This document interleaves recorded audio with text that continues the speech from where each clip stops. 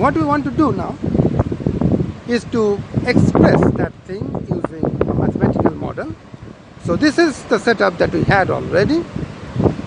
Now, when we want to write it in terms of mathematical model as opposed to writing the model in a software, we have to be careful about the subscripts that we use.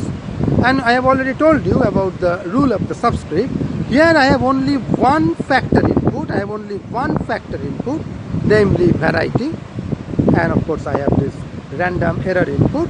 So I am going to use two subscripts. One devoted to that factor input and the other dedicated to that random error.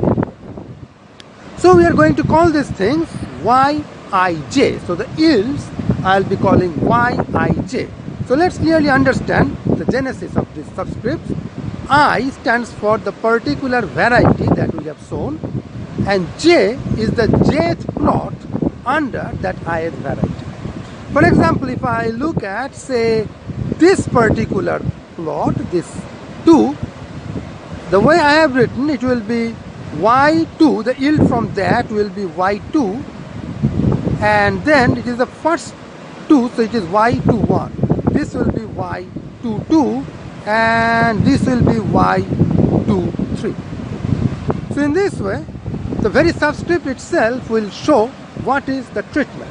And I hope you understand that this variety is a treatment, because that is something that the experimenter has consciously applied. So that's the treatment. It's a statistical experiment, designed experiments. And the J, so if I take the same I and different J, this means we are looking at two yields from plots that are identical and also has the same variety. So the only difference between yi1 and y11 and y12, for example, should be because of the random error. So having more values of J will give you a better estimate of that error sigma squared.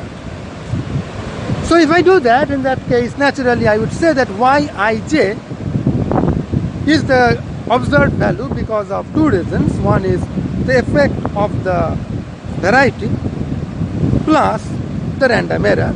So a very simple model, which is a useful model, will say you just take it to be Yij equal to alpha I plus epsilon ij, I 1 to 3, and j, the range of j will depend on the particular I that you are using. For example, if I equal to 1, then j will go from 1 to 3 because there are 3 plots under the first variety.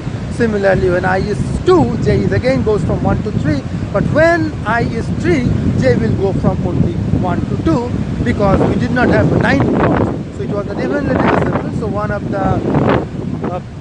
of the varieties had to be shown on only 2 plots. So that is the model, and it's quite easily seen that it's a linear model, and you can estimate alpha 1, alpha 2, alpha 3.